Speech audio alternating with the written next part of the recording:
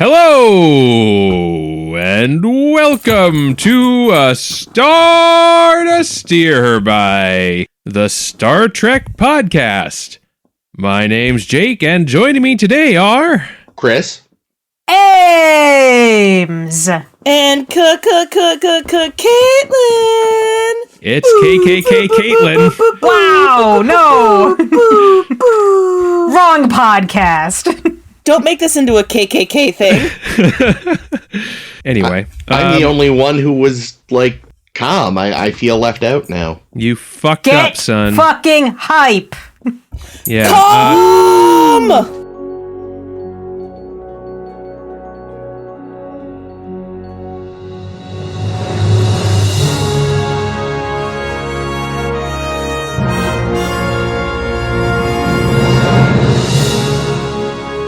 So this is episode 326. Ooh.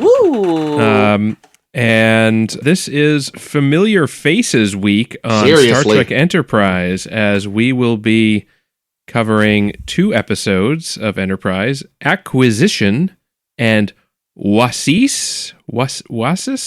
Oasis. That's how you say word. No. Wow.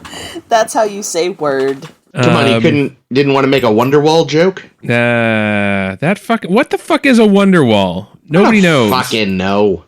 But yeah, in both episodes we have a lot of familiar faces, people we've seen before in Star Trek. And If you can tell under the makeup. Yeah, well, I think so. I mean, I think.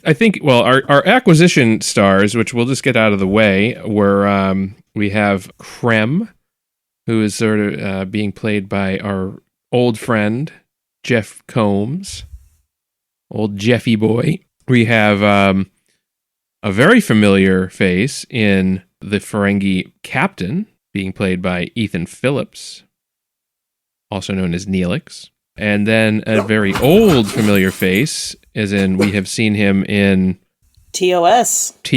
All the way We back. saw him in DS9, and now we're seeing him again here. Our old friend Clint Howard. Oh, that's so sweet. They didn't even have to put makeup on that guy. That's how good he is.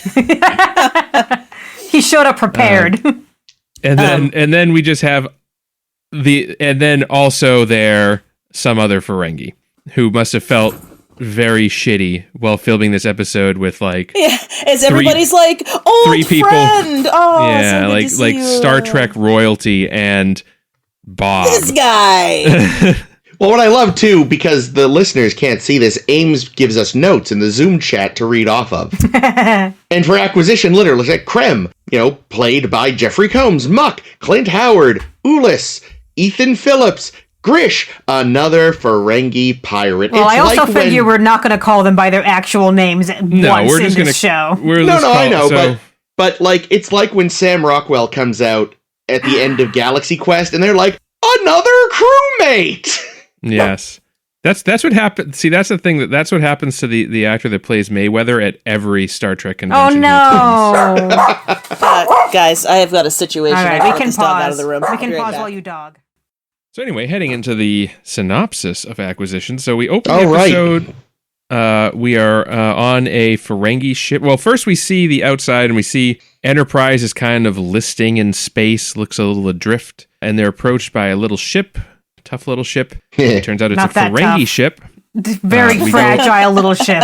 And in an interesting choice, the episode opens completely in the Ferengi language, which I don't think we've heard before. No, we haven't, and I have a note on that. But also, No, we heard it. Jake, not this. They developed the language for this episode. The one in Little Green Men is something Men, else. they didn't. I don't even think they remember they did that. Different but yeah, for the dialect. first, I always assumed that was just like gibberish that the humans were hearing. well, then Anyway, they should sorry, be go on. hearing it here too, instead of poor me and Jake futzing over and over again, being like, "Okay, this has been going on for too long. Should there be subtitles? Do we just have subtitles turned off? Because that happens a lot on our Fire TV." And no, the answer was no. This is how it was intended to be. Subtitles like that should be built in. Yeah, but it was very clear. I mean, they did it. It was obviously in a foreign language, but it was pretty clear what they were saying through most of it. And what we pick up is that the Ferengi have somehow incapacitated the crew of the Enterprise, and they're boarding it, and they're going to pillage it of all of its technology and women. Gross. Yep. They're going about their work, and Trip has been jerking it in the tanning bed. The tanning bed / porno booth / decom chamber. And when he can't get a hold of anybody to let him out, he just breaks out and realizes, oh shit, the entire crew except for me is incapacitated. Something's fucked up. The Ferengi eventually wake Archer up and try to get him to tell them where the gold is, where the vault is. And at first Archer's like, there's no fucking gold. Fucking morons. And they press the issue, so eventually he's like, oh yeah, that gold. Yeah, of course. Well, I'll help you find the gold, but you gotta make a deal. We gotta make a deal. You gotta give me a cut, or else I'll never tell you where the gold is. So then, the episode basically just continues on for a while as Trip sort of tries to get things under control. He wakes T'Pol up, and she tries to help, and it's just a comedy of errors, and the Ferengi doing goofy shit, Archer doing goofy shit. Some of the better Archer acting I think we've seen, interestingly enough, but that's beside the point. T'Pol does a faux seduction. Oh, God. Yeah, thanks. Damn Thank you. 3 weeks, On 3 episodes Combs. in a row of disgusting bullshit. Do you know Umox? Oh, fuck she umoxes him. I know lots of pleasure methods. They had to bring up fucking Umox. They did. It's required. Umoxes him into and I'm not going to belabor it anymore. Not a ton happens in the episode. It's basically just a goofy romp. We get some of our favorite actors kind of chewing the scenery, which is nice. In the end, they end up. T'Pol manages to incapacitate one of them with a neck pinch, and just straight up shoots the rest. Yeah, and then T'Pol and Trip lure the other ones to a trap where T'Pol then shoots them. It took unconscious. them way too fucking long to neck pinch any of them. Like every single scene, I'm like, and then she neck pinches all. Nope, okay.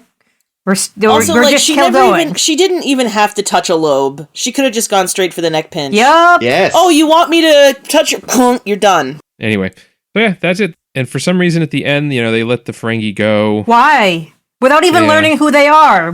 Specifically because it would break canon. And God damn it. Because we're not supposed to know the Ferengi by the time we get to Picard. So. That's the thing that enrages me the most about this episode, because they for some reason really wanted a Ferengi episode. No clue why. Didn't need it. Shouldn't have had it in Enterprise. That's for fucking sure. Because they're not supposed to know who the Ferengi are until Picard's encounter in the battle.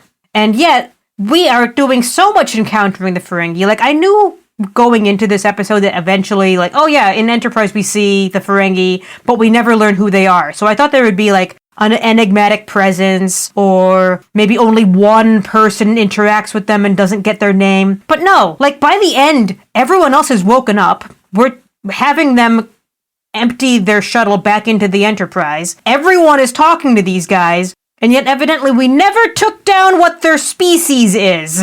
Or maybe we did, and they just gave a fake answer or something. That's If they did that, I would allow it. If they said, "Oh, we're Orions," what did you say, Caitlin? I said Bolians. What did you Oh, say? I said Orions.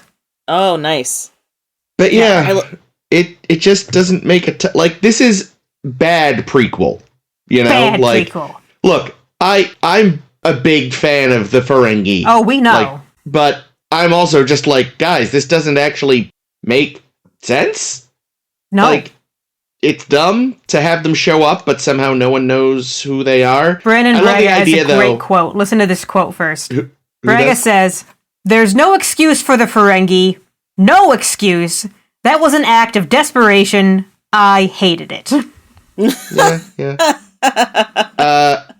I do love the idea, though, Ames, of trying to make the Ferengi an enigmatic presence. Like, I don't know how that would work, but it tickles me to no end. Like, if they never have their view screen on, but you just hear them constantly bickering over the sound or something. Like, oh, in that way. I thought, like, somehow spooky and plotting, and it's like they don't, I mean, they plot, but not in that way. Now, having said that... They're not Romulans. Yeah, it's stupid, but they're here.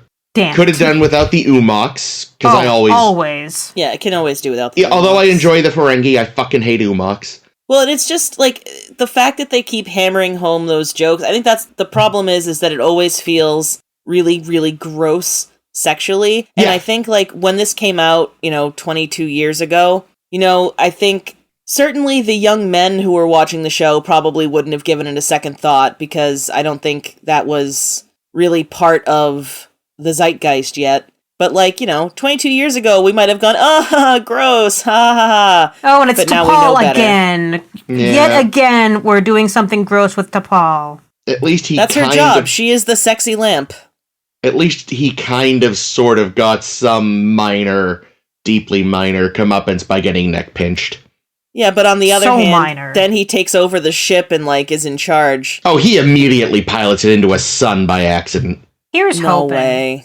Here's my other question. Yes. I remember back in Deep Space Nine, in some episode, I'm gonna say the Maquis, but I don't remember if that's right. Quark going on and on and on about how, humans, they're nothing but racist to Ferengi, when Ferengi, we've at least never enslaved people. And yet here they are, saying they're going to sell all the women on the slave market. They didn't enslave them. Oh, they're Never just said he selling didn't sell them to as slavers. slaves. Yeah, and I think the Don't like it. the other thing is that this is like many things, it seems like with the Ferengi, this is an independent enterprise. Yeah. Like you can't have the government of Ferenginar never formally had slavery. Yeah, but like pieces of shit like this guy Ulyss, who knows. I also, so speaking of some of the gross stuff in here, I was asking myself or wondering, are there any women on the Enterprise writing staff? And then I happened to look up this episode and see that, this is one of the few episodes that's co-written by a woman, which is interesting. Yeah, it's I think it's Marie. I don't know the pronunciation. I'm going to say Jaquetaman, who went on to write Mad Men with her husband. Okay. And also, the two of them, her and her husband, they were the ones that developed this Ferengi language because they'd never bothered to have a Ferengi language consultant before or something. Makes sense. I mean, why would you? So what they did, and this I think is kind of stupid, they translated the English lines, because they knew in their heads what they were saying in English, into French, and then broke it down into syllables. So I'm curious, because I don't know French, if any of this sounds at all like language when the Ferengi talk in the first scene. Well, there was one word when one of them was pointing at something going, mira, mira, mira, which to me sounds like mira, which is, I know from Spanish and other Romance languages means look at the thing. Look at the thing. Huh. So I wonder if that one was conspicuous to me because I'm like, he's clearly telling his friend to look at something and he's shouting Mira. It's like how the 1980s The Thing is fucked up if you know Norwegian or whatever. Oh, yeah. Because you know what the guys are trying to They're warn them yelling about. the dog or something, right? Yeah, they're like, it's a thing or something, apparently. The Thing. Yes. The genuine good article, movie. you might say. It's the thing, from the movie that we're filming. I'm also sure, though, there is a non-zero chance that out there somewhere there's a comic or a novel or some other thing that doesn't count, luckily, that has established that Krem is an ancestor of Brunt. Because, God forbid, that not be the case.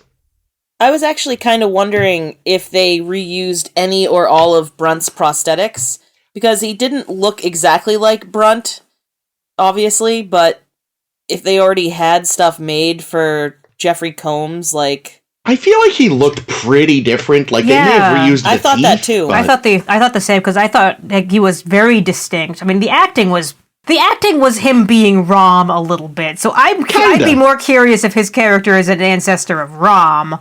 True. But he was very the dopey Ferengi, doing dopey things, being led around by the collar. It's kind of funny, though, because really they all are. Like, especially when they're fucking going through the door into the quote-unquote vault. Oh, that was so dumb. That is straight up Three Stooges. I was hoping that was an airlock. No, Same, kinda. It was part of their protein resequencer. And they'd be like, they'd have to jump over a railing, you know, fucking Tom Paris appears from nowhere and tells them to, you know, hold on for dear life and act like they're getting blown around. Now, Director Paris on the case. Having said all this, Chris loves this episode. I wouldn't say I love it, but I didn't up until this point, we haven't had a lot of highlights, and this is certainly a highlight. I mean, it's watchable, but it's also, I found it so fucking predictable and also so well tread. Like, this was basically Starship Mine, but silly. This was the silly John McClane episode. Well, it's like Starship Mine and Rascals had a weird baby. Yes, because there's Ferengi in that one too. God damn it. But you know... Yeah, you're right. God damn it. And I'm not sure if I love or hate that Ethan Phillips had a fucking energy whip. Oh, I loved it. I loved it. I loved the energy whip. I thought it was great. Like, it's a fun little nod. Like, when he just was holding it at first, like, oh, that's a cute little nod. But then he actually used it, and I was like, oh, God, but that just reminds us all of their horrible first appearance.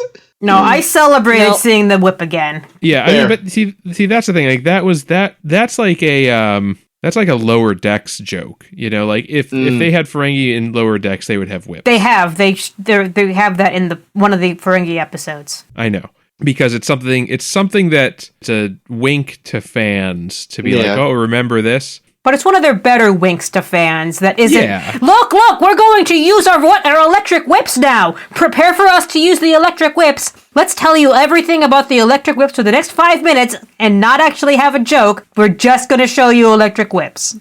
Lower Deck style.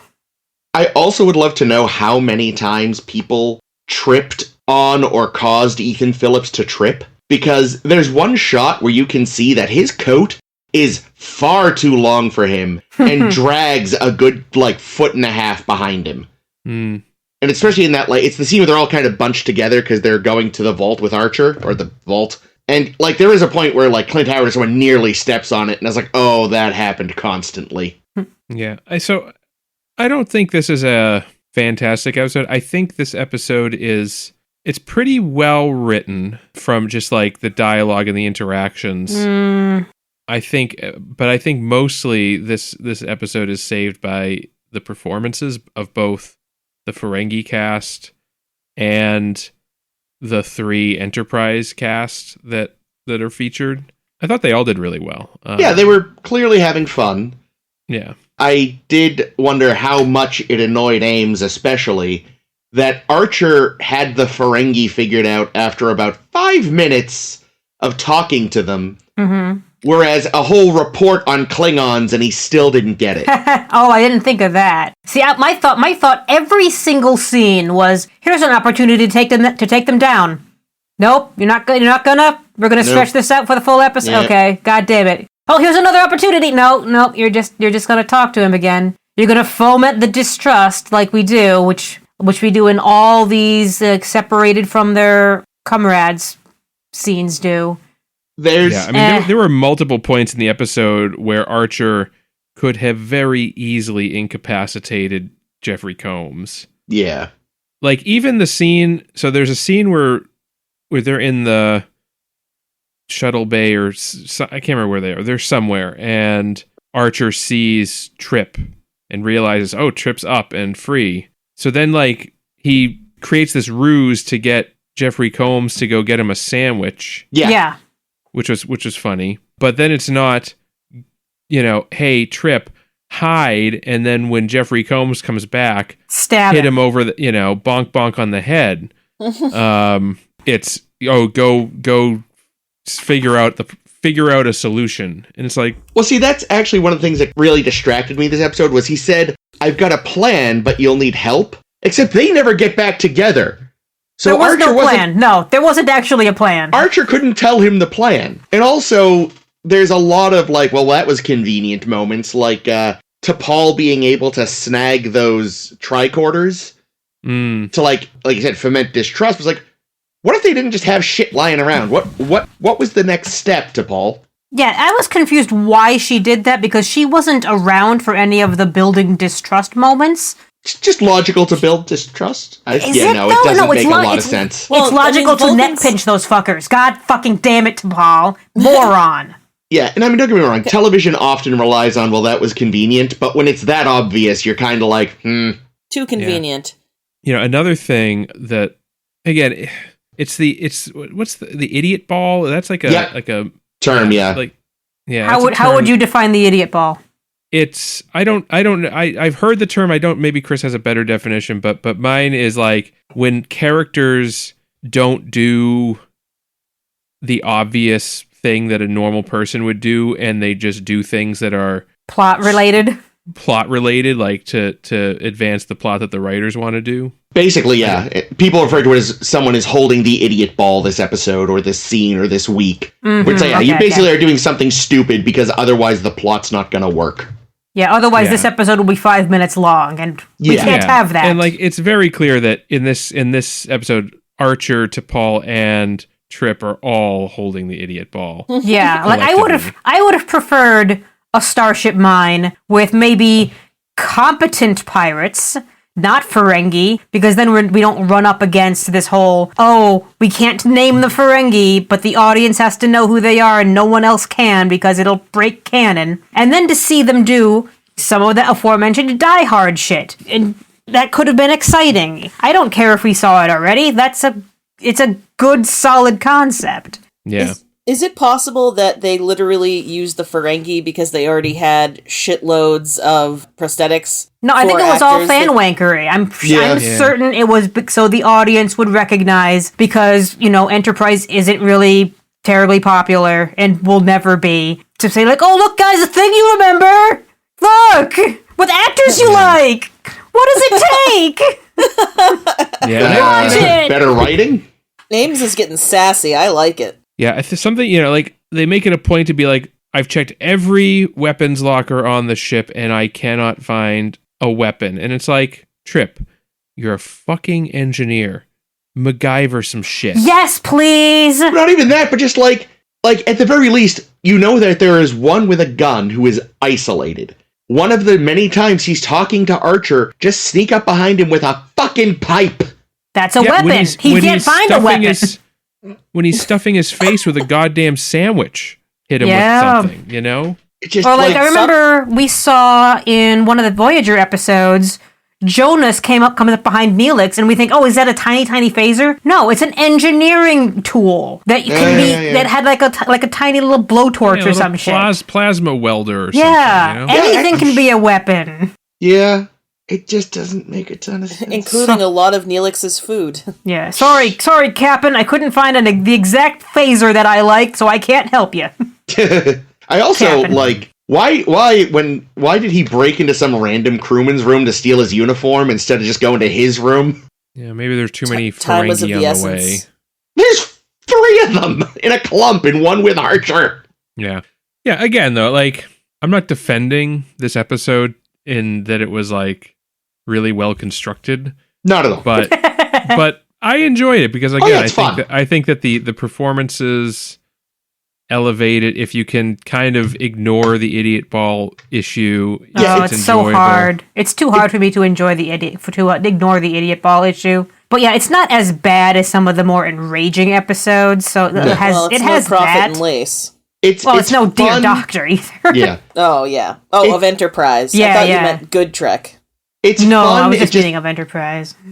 It's fun, but does not hold up to, like, scrutiny. It just wants you to shut your brain off and giggle. Yeah.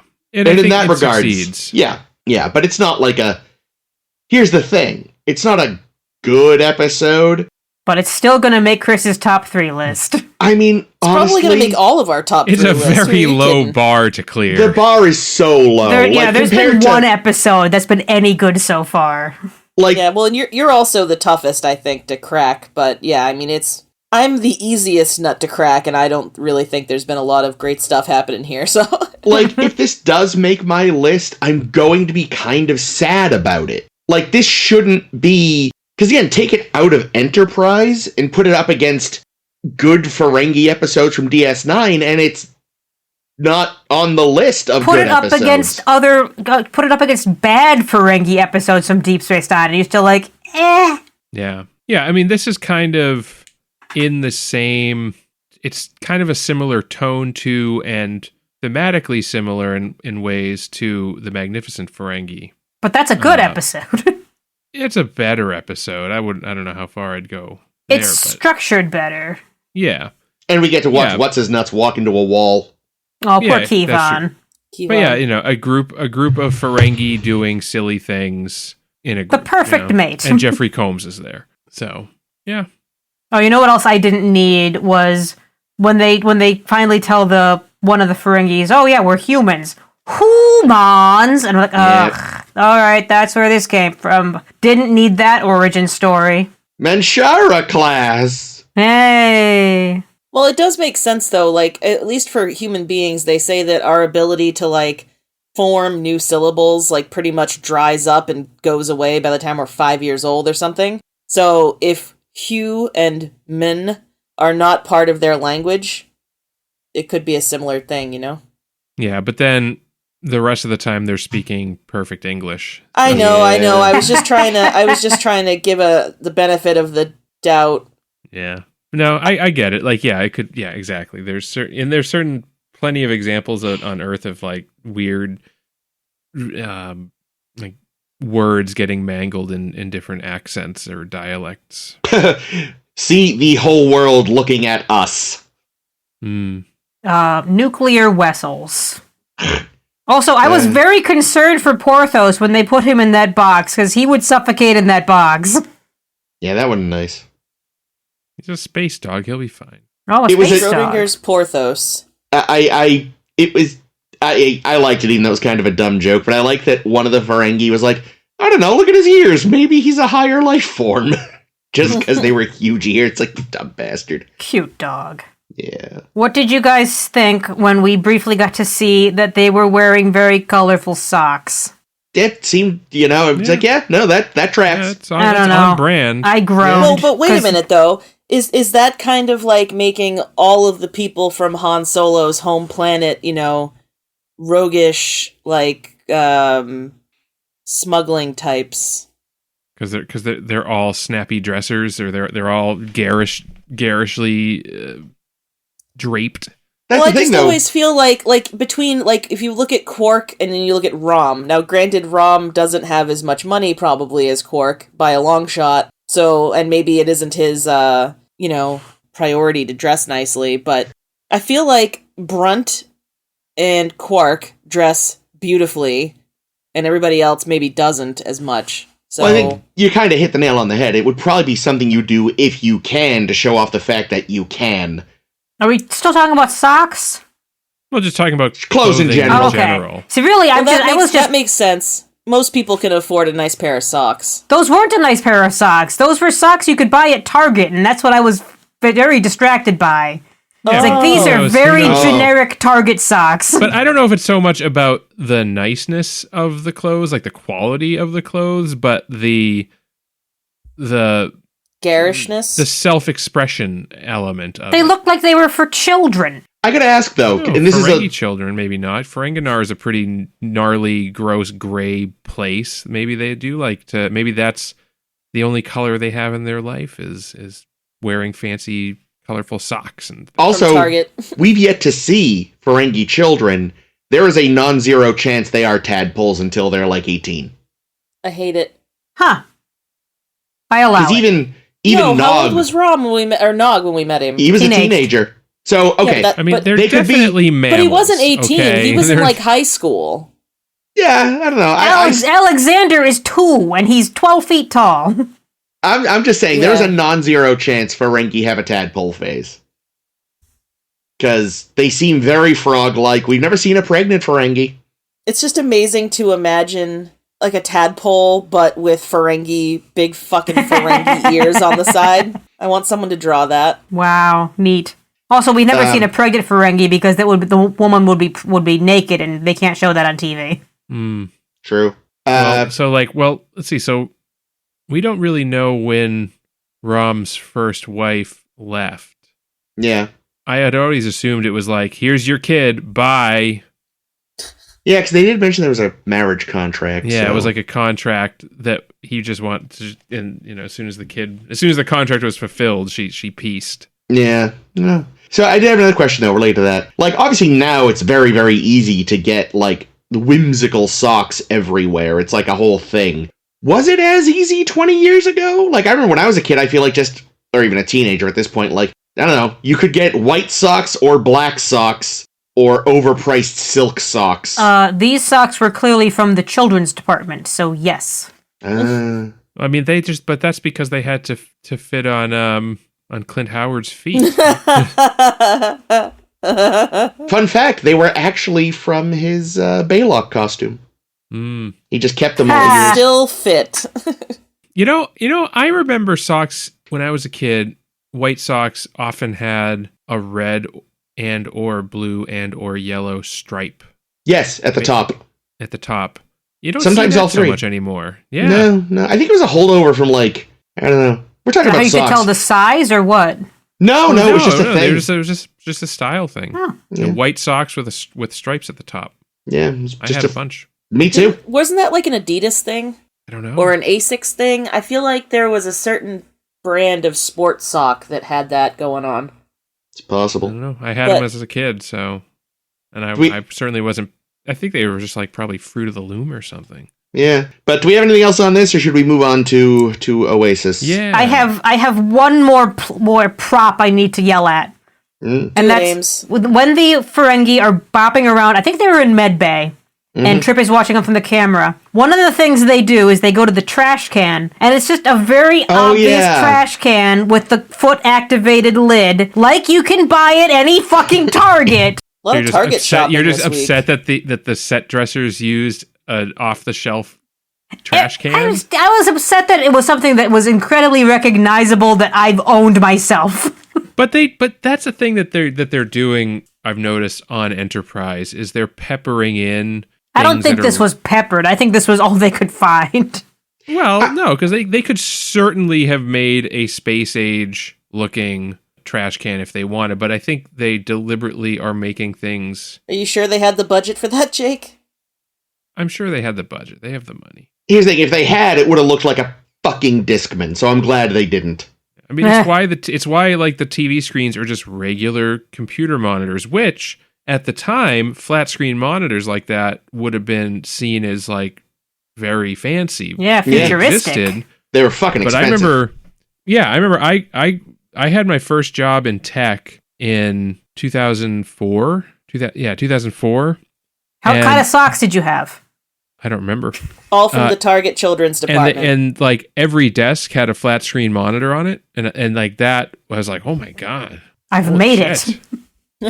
But I'm also, at a place with flat screen monitors. This is like the set of Star Trek Enterprise.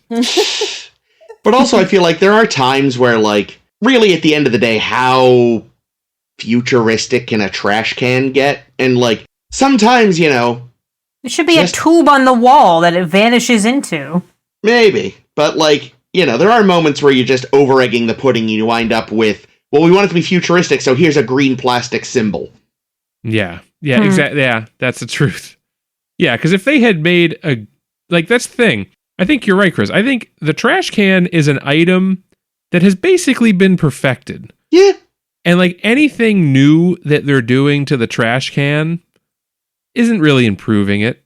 Nope. Like my parents have a trash can that has a motion activated lid. Yep, seen those. Like, okay, that's an okay little feature. But if the battery runs out or the lid breaks, we're back to just a plain old trash can. Yeah. I like my wall tube idea because the one thing about trash cans that does suck is how much space they take up.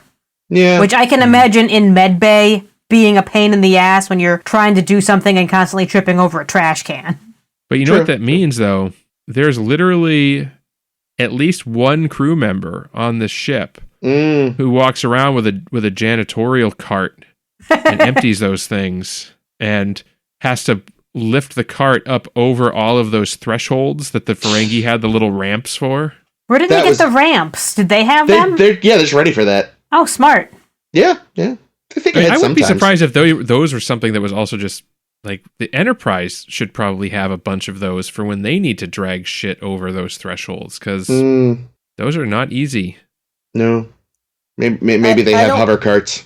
I don't want to backtrack here, but Do it. Jake, would you say that escalators becoming stairs makes them less useful as an escalator? Because having one of those trash can lids that opens and closes with a wave is pretty sweet if you've got chicken on your hands and you just don't want to get it all over the place.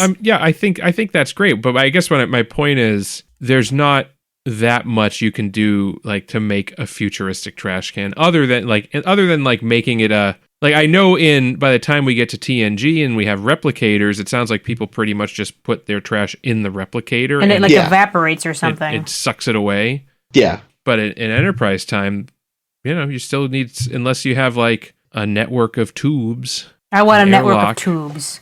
Yes. I also wanted that pecan pie. I was glad to see more pecan pie on this show. Of course, that guy ruined it by chucking it in the bag, so... That's still good. I'll eat that pie. Just smeared everywhere. All over his...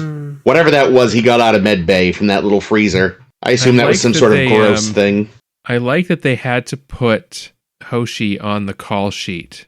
God, just the poor to fucking thing. Be passed out and like to tease too, like Trip is going to revive her and he's like, oh, out of juice. Guess you don't get a line this week. And he jabbed her in the neck like 3 times before he realized. Like, Trip, come on. I know you're an engineer, vampire marks. Seriously. And do we even think that they even called Anthony Montgomery to be Mayweather today, or did they just have like a body pillow? I think it was a body double. If because they they lifted his someone chair. Who from the back could have been and him, was in the pilot chair. Yeah, but you didn't see his face, so I'm guessing it was it's probably just his stand-in, because you wouldn't call the actor in just to be a corpse. Reed had to show up to be a corpse for like 30 seconds, because you see his face very briefly on a camera when Trip's looking at the bridge or T'Pol. Yeah. It was fun, but doesn't hold up to much scrutiny. Yeah, it's not a great episode. I really, I enjoyed the performances. It's mostly just, watching people be ridiculous, and your tolerance for that will determine how much you enjoy this episode. Thumbs down. Ames. That should just be our podcast. Ames makes fart sounds. That would be a great podcast. Yes, but episodes I don't like. And ones you do like, they'll just be more upbeat farts. Oh, happy farts. Well, we should see if our next episode gets a happy fart from Ames. What's it called, Jake? Then our next episode, Oasis. Oasis.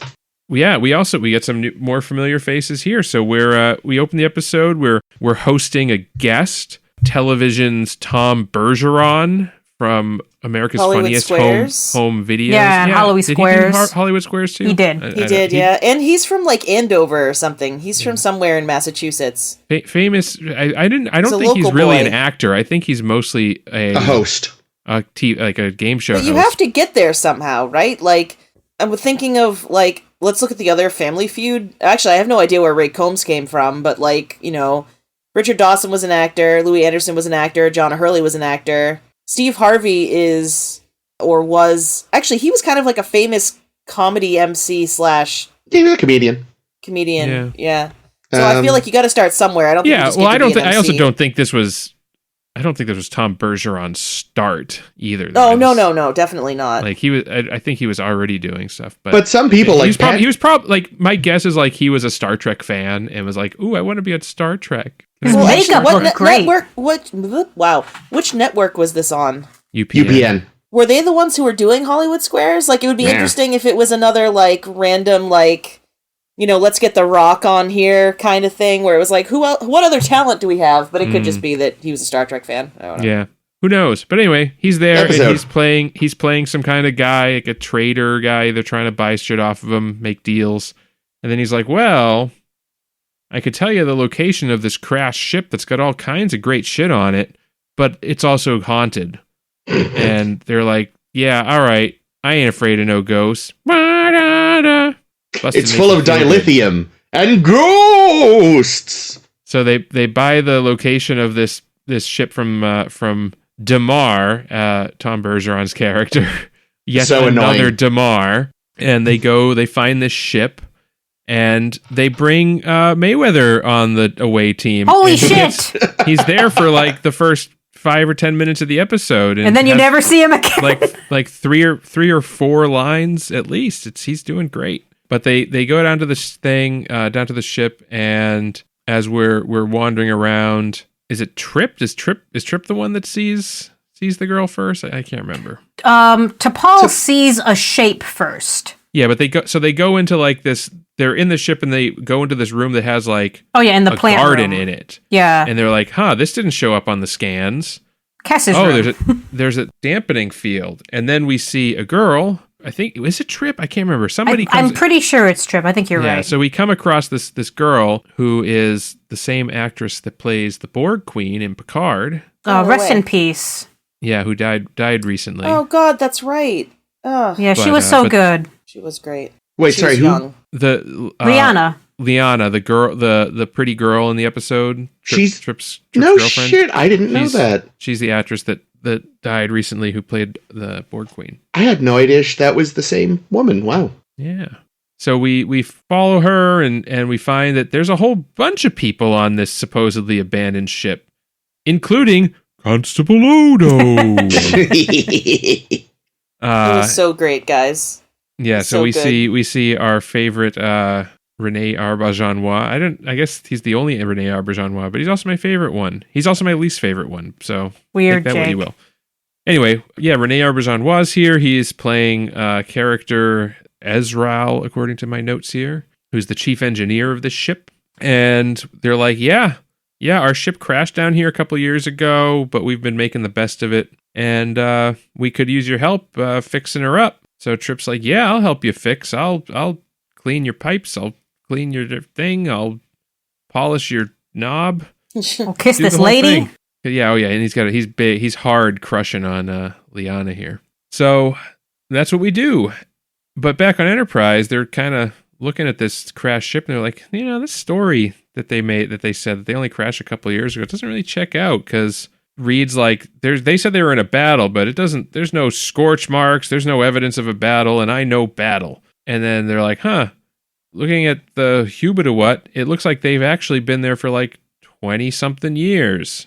That doesn't add up with what they've said. Oh, look, there's an escape pod in orbit. And oh my God, there's a rotting corpse on it who's one of the people that we've been hanging out with down on the surface. So they're like, okay, something's fucked up. So they go back and they're trying to ask questions, and they're like, you're asking too many questions. So they eventually take T'Pol and Trip kind of prisoner and force them to fix the ship. And then Archer and Reed stage this rescue that doesn't quite go to plan, but What a shock. as they're having this firefight with the other people, they start disappearing. Whoa! And it turns out they're all holograms. And the reason they were disappearing was because Liana was, Trip kind of manipulated her and convinced her to deactivate the holograms. And then we find out that really everybody that we've met other than Odo and Liana are all holograms, and they're the only two survivors of this crash. And the story is that Odo was the chief engineer, and he left his post during an emergency to go save his daughter. And because he left his post, the ship ended up crashing, and everybody except them died. So he's been living with this guilt for 20 years while raising his daughter. And of course, being a single dad ain't easy. It's even less easy when you're the lone survivors in a marooned ship. So he created all these holograms to help out, farm and things, just, normal hologram stuff. He recreated his wife to be Liana's mom. Yeah, and it all worked out great. And then Archer basically convinces him to like, hey, why don't you just leave? Because this is no place to raise a family. Mars ain't the kind of place to raise a kid. Your kids. In fact, it's cold as hell. What is that from? And there's no one there to raise them if you did. That's Rocket Man. By Elton John. Oh, sure. I never Of course, actually listened to the lyrics. Famously covered by William Shatner. Some would argue the better version. Stupid Anyway, people, mostly. so yeah, finally Odo is like, yeah, you know what, John Archer, you're right. I am going to leave, but I don't need your help because I'll just create a whole bunch of new engineers to That fix all up look my like ship. Trip because my girl seems to like him. Yeah. Ugh. And that's basically where we leave it. I don't know. I think a ship of Trips would be pretty good. Yeah, but Trip imagine. Trip And ship. here's the thing. But from the perspective of, like, the dad knowing she kind of wants to bone him, are you really going to make dozens of trips? He's a hologram. What's the problem? Yeah, it can still holo work. We know that from Voyager. He can't knock her up. It's the perfect world. That's what we thought about touching a bowl of Damn marbles, it. okay? How many times did T'Pol rub that in Trip's face today? So I love, kind of, that they kept bringing up that mission. They And did. you think it's like a weird, like, oh, wow, okay, continuity and all that. But really, it's a subtle hint about what's going on. Yeah. Because they're that on a holodeck. species had really good holo technology. Oh, yeah, you're right. People like, I worked on one of these on a Who's It ship. Okay, And, I don't know who wrote this episode, but I got to give them mad props because, I've seen this episode before and I knew I think the twist was pretty well telegraphed anyway, but I knew the twist. And then there's a scene where I can't remember the context, but Trip says, "Come on, you gotta leave here. You gotta leave here. You're not gonna make any new friends that way." And Odo says, "I've made all the friends I need."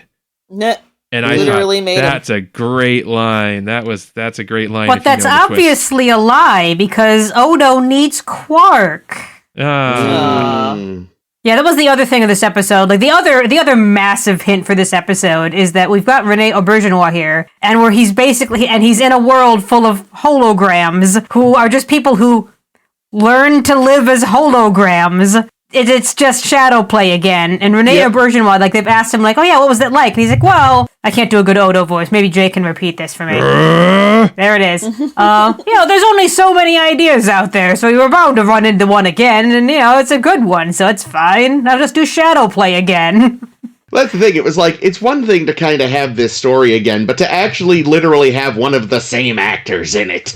It's like, come on. I love Rene Auberjonois, but you couldn't have had a different episode for him to be in. I kind of wondered a couple of times, because, they said early on, we didn't see any life signs, and it turns out there was this deflector thing. And then later, it never comes up again when they say, oh, these people are mostly holograms, but two of them aren't? So did they never check? Once they saw the people, they're like, we trust our eyes. Our stupid lying eyes. That seems to be the case, yeah. Morons. Well, I don't think there was any nefariousness. But they always have a thing out telling you what's around you. You'd think it would be like, hey, there's no one there. At least to Paul. Yeah, T'Pol should have figured it out sooner. Yeah, she should have. But then maybe that's why they locked her up. Who knows? But also, what? You found something you shouldn't have. It's like, you left her alone in the fucking hologram room. What were you expecting was gonna happen? Jesus Christ, people. Yeah, the tone of this episode, I don't know what I think of it yet. It's all over the place. It starts off wanting to be a horror episode, and it's creepy, and Mayweather's reminded, like, I'm telling ghost stories, and all this thing, and it's, something's moving in the dark. And then it's just a fun, it's a survival story, these people survived. And then it's back to a horror episode briefly, and then it's this other thing. And then it's like this ethical debate of, do we allow Liana to live a life, or do we make her stay with her dad? It's a lot of things, this episode. Yeah. So many, and yet not enough plot for the whole episode either. True. Yeah. When that happens. Was so much of Trip making eyes at this girl. I was like, please, can anything else be happening? Nope. Just this. This is the only thing we have. And like the thing, you bring up shadow play, which, obviously I don't have a problem with recycling plots. I was literally just begging for another Starship Mine.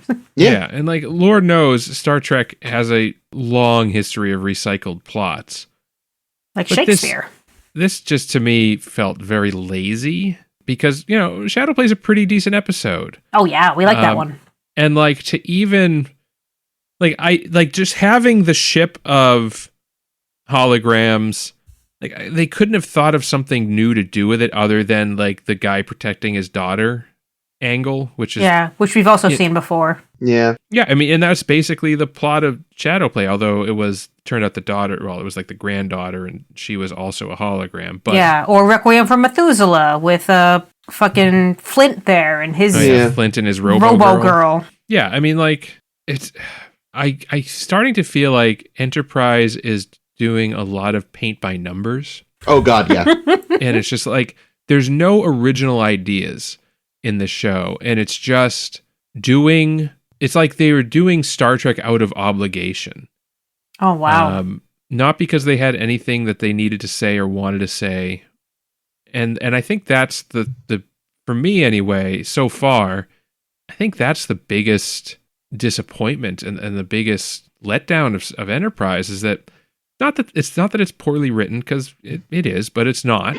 It's fine. It's written as well as other Star Treks in terms of dialogue and things. But it's just that it doesn't have a perspective. It doesn't have anything it needs to say. It's not doing anything new. And this episode, I think, is a microcosm of that, because again, we've dug up an actor from a previous show just so you can see him. Yep. Like what other Star Trek? Like I was thinking about this in the last 2 episodes. We've had Ethan Phillips and Rene, who were both and main Combs. cast.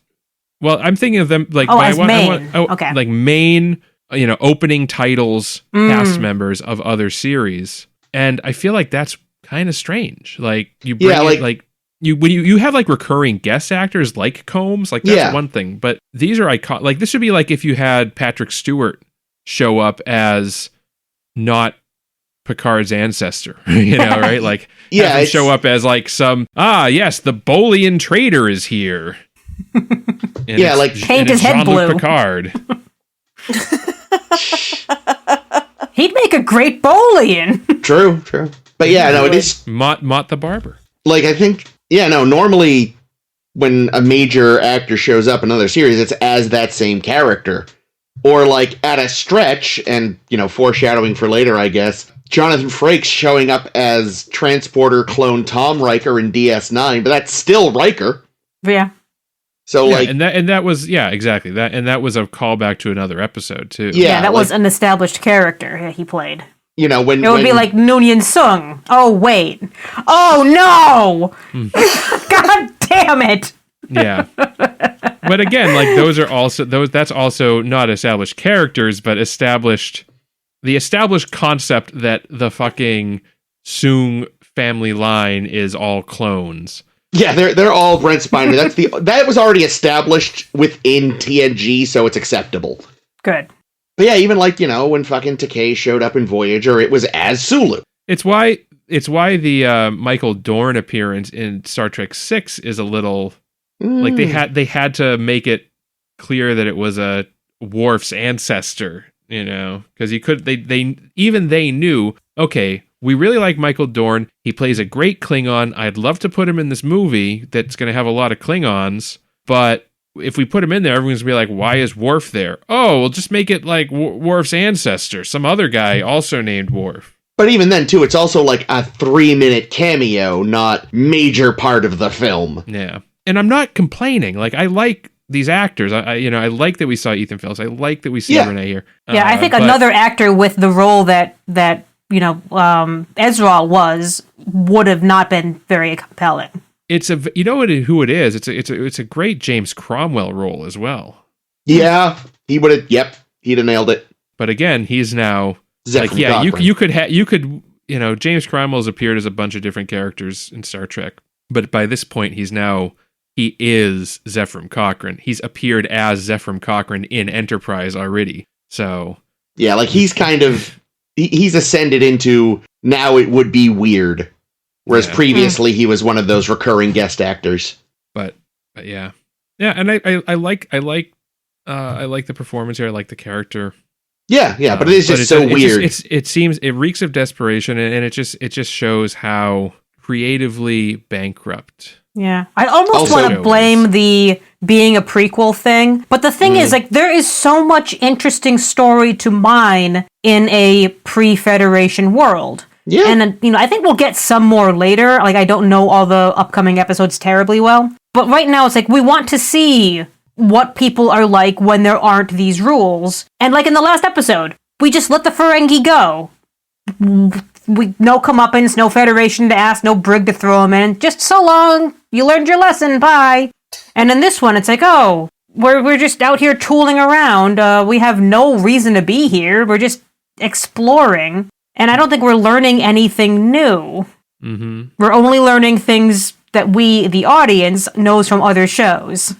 Yeah, I mean, what really drives that home, I hated this line so much.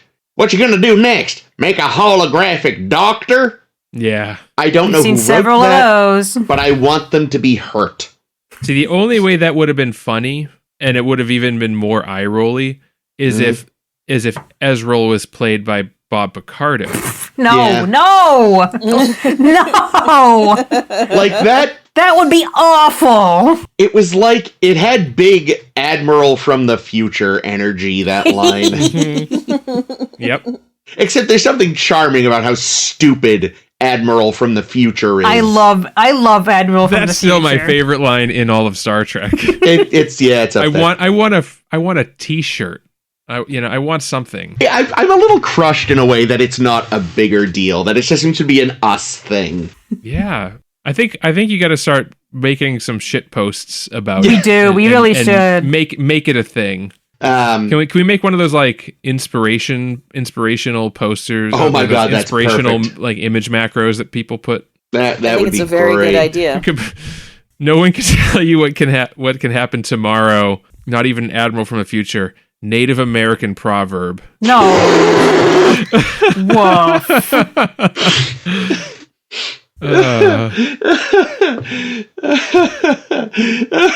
That's a picture of a dream catcher. Yes. Yes. No. It has to be. Yikes. Wow. The situation has been... Control of the situation is lost.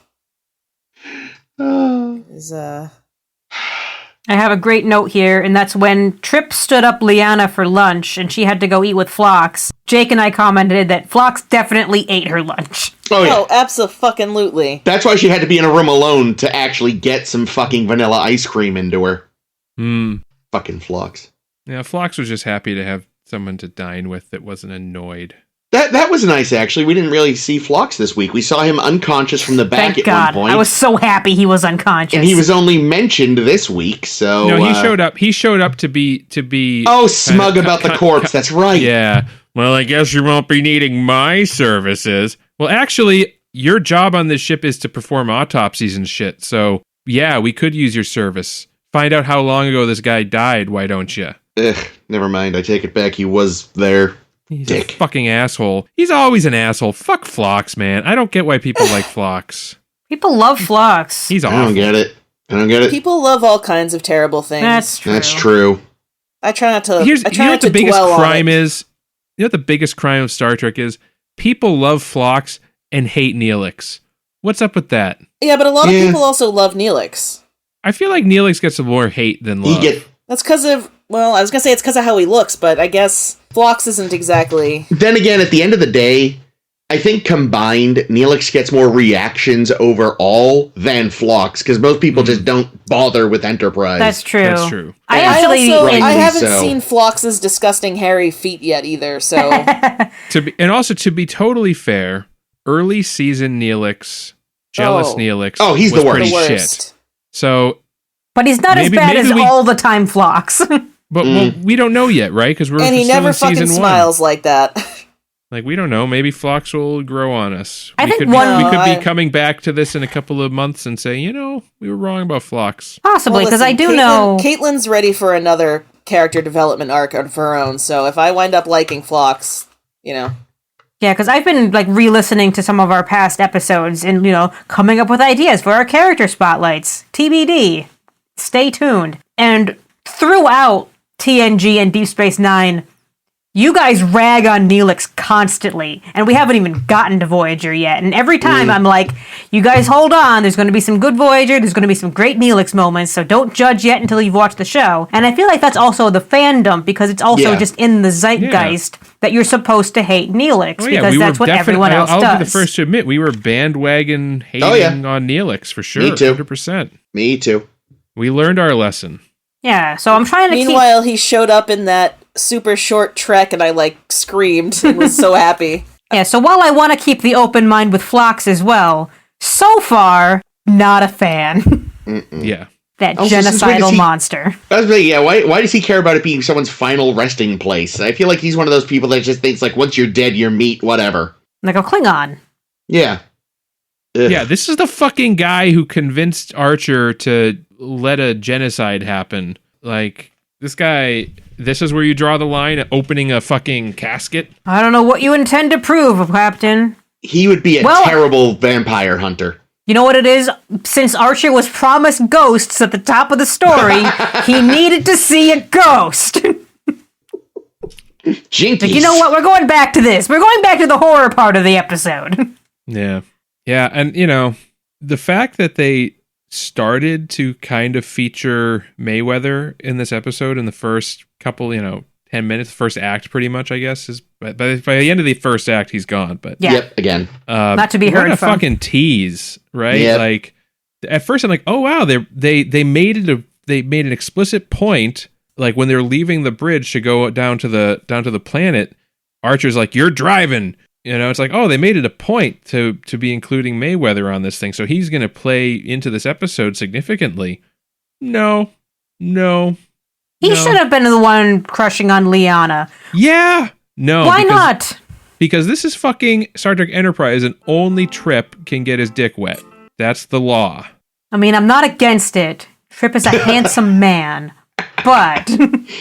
Yeah, that's pretty much... No, I mean, it's not to get his dick wet, but I mean, it's the law of Star Trek Enterprise that the only interesting stuff has to center around Trip. Yeah. Maybe to Paul at some point in the future, but for now, it's the Trip variety hour. No. If someone has to get assaulted, it'll be to Paul. Yeah.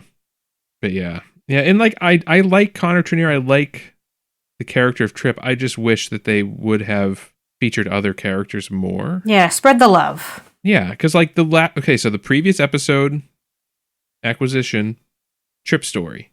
Yep. Archer and T'Pol are there, but you're always going to have Archer and T'Pol, right? No way out of that. But you're the third person in that could have been anybody else. Yeah. I think Porthos has had more lines than Mayweather. Come to think of it, in Acquisition, Almost, it wasn't even Trip's engineering prowess. Even that didn't even come into play. So it literally there was no reason it had to be Trip at all. He didn't MacGyver a weapon. But see, he had to bamboozle people. No, he had to be in his underwear. That too. He had to be in his undies and bamboozle people, and no one bamboozles quite like a Southern boy, as we learned from Tom Sawyer. But anyway, that's the other episode. This episode did kind of have to be Trip if they were sticking with the we have to fix the ship plot. But still, I just wish I'm kind of disappointed that they teased us with some Mayweather action. They didn't even bother having Hoshi as a unconscious person in this one. True. Way too much Phlox in that one scene. In that one scene. I don't know why I just love that so much. There's way too much Phlox in that one scene. We had one scene and it was a Phlox, and that was too much. Way too much. We've seen enough. Haven't you done enough, Phlox? We had a moment of Reed, and for a moment I was like, who the fuck is this? Oh, it's Reed. Wait, I'm not even kidding. But right, when he was helping them figure out the ship had been there too long. I was like, what did he? And then he got do? shot in the back, I think, at one point, right? Right. Tell me that was Reed, and I'm not making it up. Yes, it was Reed. He got shot during the firefight. Jesus. I was like, who just got shot? Did Archie bring a random red shirt? Oh no, it's one of the main characters of the cast. It is Chief Red Shirt. It's Stinky. How could you forget Stinky? Oh, Christ on a button. But, again, I didn't hate this episode. I thought it was okay. It's fine. But again, it's just going back to my original thought about it it just feels very lazy. Well, I think, this episode. Ames brought it up in relation to the first episode. You brought it up in relation to this. This week's title has got to be Reeks of Desperation. Yeah. Look at the things you like. You love them. Why did they put dry white rice on Odo's temples? Yeah, the makeup on those aliens was not good. I didn't, because I was sitting there. It's like it just looks like they all squished rice on their head. This is bad. I don't like it. I'm reading the notes here, and the species apparently was called Canterans. Yes. Yeah. We've never heard of them before, yeah? I don't think. Don't think so. They could have made them Catarians. Who are they again? They're Naomi Wildman's people. Right. Thank you. They're also the people from the game, but they looked completely different in the game. They had a butt head. Yeah, they had butt heads, goat eyes, and then they had spike heads. I'm such an asshole. I was about to be like, "What game?" And then I realized you meant the episode. The game. Uno. That is a good game. Star Trek. Well, we also speak a good game. Yeah. You know what character did get ample screen time on Star Trek who I like? Who? Will Riker. Good segue, Jake. You know who has the best role in Enterprise? Oh, wait, we haven't gotten there yet. Yeah, Will Riker. But we're going to talk about Will Riker mostly in TNG, maybe a little Deep Space Nine, maybe a little of the movies. Better Deep Space Trek. Fine. That is correct. All right, so Will Riker isn't in Deep Space Nine, Ames. I don't know what you're talking about. Wink. Also correct. Yeah, so as we've been doing, we're doing our Spotlight series to go up on the blog. Make sure you're following the blog. It's been very exciting sharing all of these items over there with screen grabs and snark and all the good stuff. But today is Will Riker Day. Who's got some great Will Riker memories? I got a few. Oh, did Caitlin want to go first? No, go ahead. Chris, No, first. you were very excited to go first. Go for it. Well, Yeah, I otherwise only Chris have might one. name yours. I only really have one that I'm really excited about, and that's when it's Captain Picard Day, and he, Plays with the doll. plays with the doll. I love it. That is a great moment. I somehow That is forgot one of about my that. favorite things. I think that's in the Pegasus, right? Make it I so. think that's right. Yeah, that's very cute. he also is great in The Measure of a Man and supports Data, and He takes his arm off. well, But he kind of had to. He was being forced I to. think he feels really bad about it at the end and apologizes to Data, and then Data's like, "But wait a minute, if you hadn't done that, the judgment would have been summarily made against me. So you saved me." That's true. Yeah, his discussion with Data at the end is very good. Yeah, That's a great. Not only Will Riker, but also some good Jonathan Frakes acting in that scene. acting. Acting. and then of course, Actung. when he thought he was losing his mind in that one episode where he acts his entire balls off. Oh, yeah, that's a Frame good of one. mind. that one. Yeah, I like that one. That's That's a good probably one of the best Frakes performances we see because he gets to do it all. And he does it all so well. He does. I've seen that episode half dozen times, and I can't remember now what the actual twist was. Because He was abducted, and he was being drugged. Oh, that's right. And he woke up and he was in that lab thing. Yeah. Yeah. It's one of the many times Riker was abducted, because there Yeah. are others. Not Schisms the other time. Oh, Schisms is on my list because he figured out the ploy. Only when he And saw also- the table. And also, yeah, he got to make a great table on the holodeck. Excellent. Now, Chris, you wanted to go. Did you have some good moments? Yeah. This one kind of half counts, I think. Maybe it fully counts. The fact that the Will that would become Tom Riker didn't go insane. Like, isolated completely on that planet for however long, and he didn't just go fucking completely nonverbal loony. Well, you know what's also great is we learn in that episode that he mastered Nightbird, whilst Commander Riker still sucks at Nightbird. And he got really good at that phaser art. Yeah. That's what I mean. He kept his sanity, which is impressive.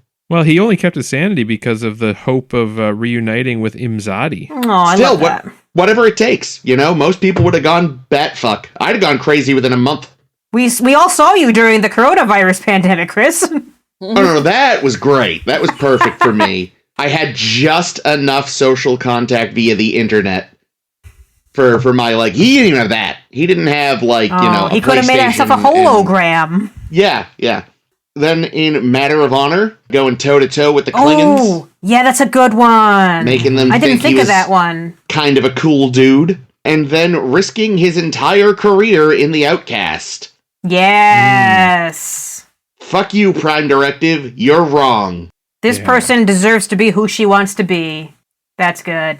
Yeah, well, I'll start there then. I also included The Outcast. I'm not going to take it out just because Chris also had it. Because I think that is a top Riker thing. Doing the right thing for Soren. I also included beating the piss out of his piece of shit dad. That's on your good list? Yeah, in the Icarus Factor. Because his dad's a scummy guy. He's banging Dr. Pulaski, apparently. Nice. That's his one correct choice in his entire life. She is a catch. Well, no, but obviously that's Worf's woman, so what the fuck? That's before they met. And the fact that, like, his dad had been cheating, had been a cheater, and, you know, like, basically, I guess I'm using the beating the piss out of the father thing as sort of a more like you escaped this jackass and managed to overcome him and become a good person in spite of him. Yeah, that's a good way to put it. And then I'm going to say, and another act of beating up a dad, beating up his other dad. Oh, I think I know this one. Firing on Locutus. Oh, that's not the one I thought you were going to say, but that is a very good one. That one is actually my number one on my list. Yeah, well, I mean, I just think it took balls. Yes, Worf. Mr. Worf. Fire. It didn't work, but... Not at all. It's the thought that counts, and the thought was, kill Captain Picard. And at that time, it was a good thought. Yeah, bring those Borg down. See, I thought what you were going to say, Jake, was standing up to his other dad, Admiral Pressman. In the Pegasus. Because he was up to no good, as they usually are, these admirals of ours.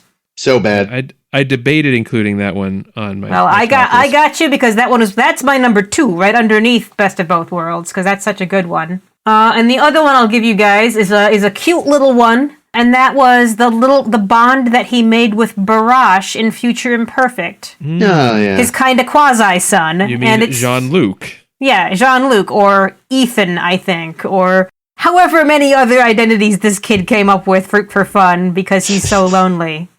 But I thought that was very sweet that, you know, he figures out what's going on, but he's still game to play with this kid.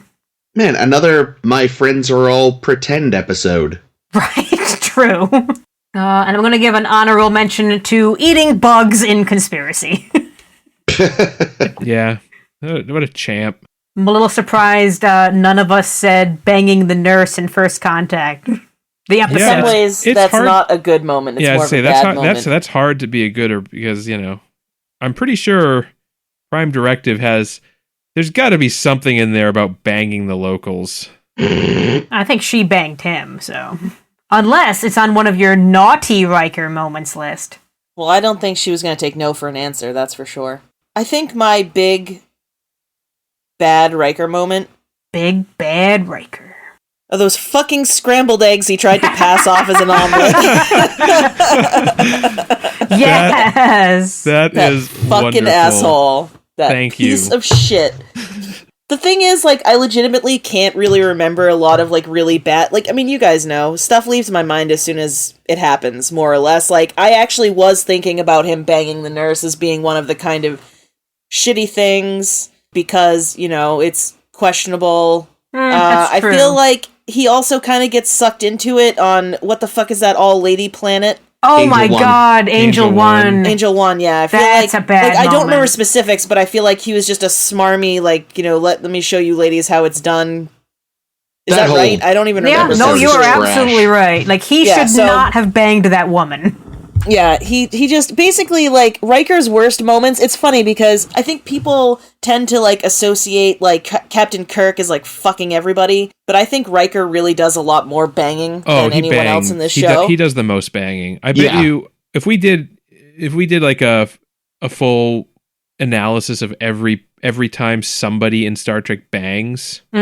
Yeah, see, Kirk kisses a lot, but he doesn't go all the way very often at all. Riker just lays pipe throughout the galaxy. I mean, pipe. I love that term. I mean, most so of much. the thing about Kirk is like he's had a lot of conquests in his past. It sounds like because it's been 5 years, 2 months, 3 weeks, 1 day, and some number of hours. Like we don't. He doesn't actively bang on the show, but we know that he's banged a lot because every woman that comes on the ship talks about the time that they banged. Remember that time we banged? Very specifically like this many minutes ago? It doesn't come up much, but it also feels like young Picard maybe spent a lot of time fucking. Oh yeah, we made a lot of Picard's exes too. Oh, that Jag woman. Oh, that was a hot scene for Measure of a Man. She's good. Do you have any more, Caitlin, or am I picking up? I think I just said 3, so I'm done. Yeah, naughty Riker. Well, you kind of stole what I'd hoped would be my joke. Not knowing what a fucking omelet is. That's not an omelet, Will. That's scrambled eggs. And they're bad also. Like, your omelet is bad and you should feel bad. Worf loved it. Well, yeah, he's clinging, though. Right. Also, you gotta fucking oil or put butter or something in the pan. They were sticking so bad to that pan. And you know what? Actually, no. Here's what it is. You know what? I'm actually gonna strike that. I'm doing Picard. Motherfucker, learn to cook. He burns pizza in Picard. We said we weren't doing Picard. Oh, I thought we said we could if we wanted. Chris is calling it audible. Riker needs to learn to cook. Choose whichever fucking screenshot you want. Tangentially related to someone else's top moment. Bottom moment. Participating in the Pegasus cover-up in the first place. Oh, you're right.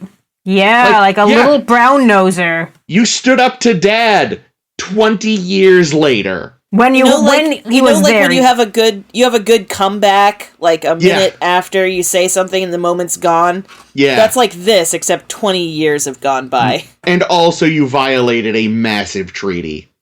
Yeah, and also got a lot of your crewmates killed. Horribly. And the first thing that sprung to mind when I thought, when has Will Riker pissed me off? The way he treated Ro. Yup. Oh, yeah. Take off that earring. Worf, put on more sashes. But Ro, bad. Yeah. Worf, put this earring on your sash. Troy, wear less uniform. I'm going to have to you're going to have to believe me when I tell you that my first 2 bad Will Riker moments are treating Ro Laren like shit all the time. and treating eggs badly. And the Pegasus cover-up. Oh. Mm-hmm. So I think we're aligned on those. Because, treating Ro like shit, just, not cool. To be fair, Picard also kind of treated Ro like shit at first. But he was way more interface about it. Yeah, he was just a dickbag. And then, on the Pegasus thing, you can kind of excuse, because the excuse he uses is, I was a young officer and I felt like I was doing the right thing by my captain and that the other crew were mutinous, criminals. And then it took him, 10 years or 7 or 8 years, however many years it took for him to finally realize, oh, right, I guess I was wrong. And it was only literally when Pressman was there in your face, holding his phase machine in front of you and saying, look what we've got now! And you're like, wait a minute. Yeah, like, here's the thing. Maybe in the moment you're like, they're mutiny, not us. But the minute there's an inquiry and Pressman goes, okay, here's our story, that's when you go, oh, wait a minute. Was that mutiny justified? Yeah, it's definitely up in our Tumblr post when we were talking about mutinies one day. I'll probably link it somewhere in the article. Find it, scavenger hunt. But, the mutinies can definitely be split into, was it a good idea or was it a bad idea to mutiny? And a lot of times you mutiny because your captain is unjust. Mm-hmm. Yeah, I mean, Captain Bligh, right? Mm-hmm. Yeah.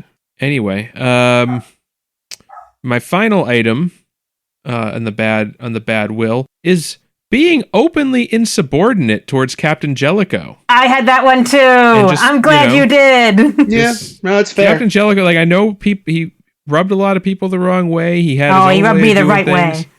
way. But the way,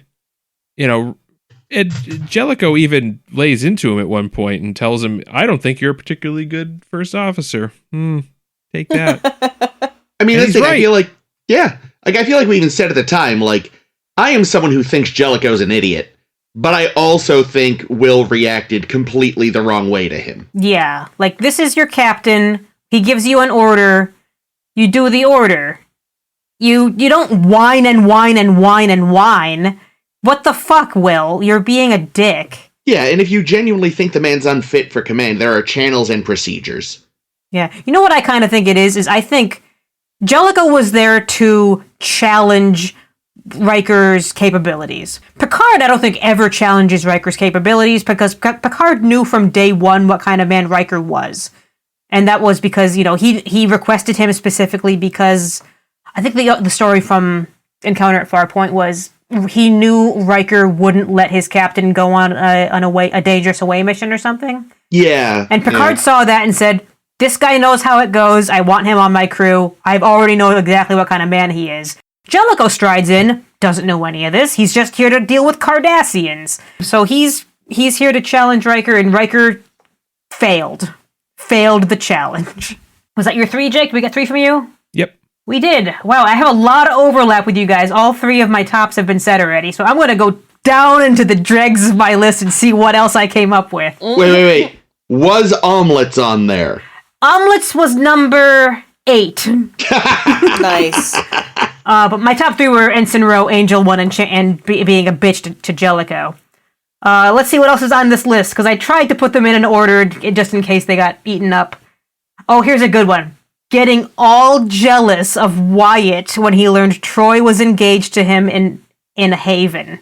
Oh, God, because they weren't even dating at that point, They right? weren't even dating. Ugh, he was just what a like, putz. oh, I don't like this guy. Why can't I have you? Because you're not dating. Because you didn't ask, Riker. You put a fucking ring on it, dickbag. If you liked it, you should have put a ring on it, bitch. Though also, to be fair to him, I will call myself out. I'm pretty sure I also shat on Wyatt, so... And I had no... I believe Wyatt Derp was the term. That's right, it was. I forgot about We Wyatt. all did not like Wyatt, so we're all a little For guilty us. of that. I'm also going to say, just going in and murdering all the clones in Up the Long Ladder. Oh, that's right. That's right. That's kind of fucked up, Riker. That's also a that's just a bad episode. Oh, that's a terrible episode. Was it Pulaski that put him up to it? She was there too, but I don't remember. he's the one that did all the shooting. Yeah, but she was whispering in his ear. Kill them all. No clones. That one looks like me. Yeah, so that was kind of weird and gross. I mean, the whole situation was weird and gross, but that is not how you handle it, Riker. And the last one's going to be a little bit similar to how he treated Wyatt, is how he yells at Deanna when everyone learns that she got knocked up in the child. Who's the father? And it's like, Riker. Ooh, I forgot about that. That's not good. I Gross. didn't like that. No. Getting all jealous over Deanna when Deanna is not his to own. Yeah, no, it's fucked up. Anytime Star Trek thinks that writing a character as being like a jealous asshole boyfriend is a good idea, they should reevaluate and not do that. But Yeah. that's how they show they love. Especially one of their hero characters, like Yeah. Ugh. if you want to make the villain into a jealous piece of shit, then Yeah, by all yeah, means. Do it. True. All right, and my favorite joke one on my list is shaving the beard in Insurrection. Son of a bitch. Damn it, Riker.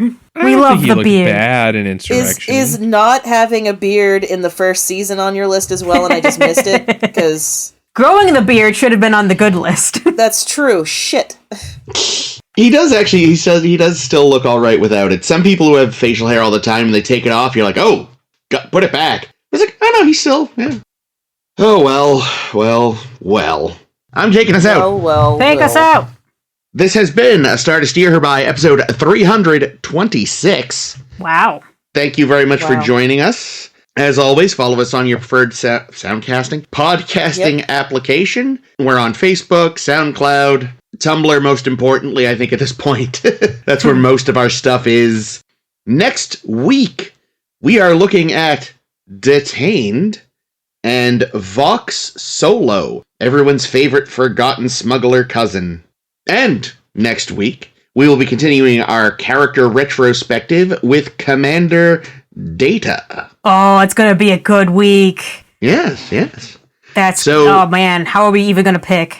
So yes, join us then. Until then, this has been Chris. This has been Ames. This has been Caitlin. And this is always Jake. And for the first time since Deep Space Nine, rule of acquisition number 6, never let family stand in the way of profit. Yay! Oh, I'm glad we got one of those at least.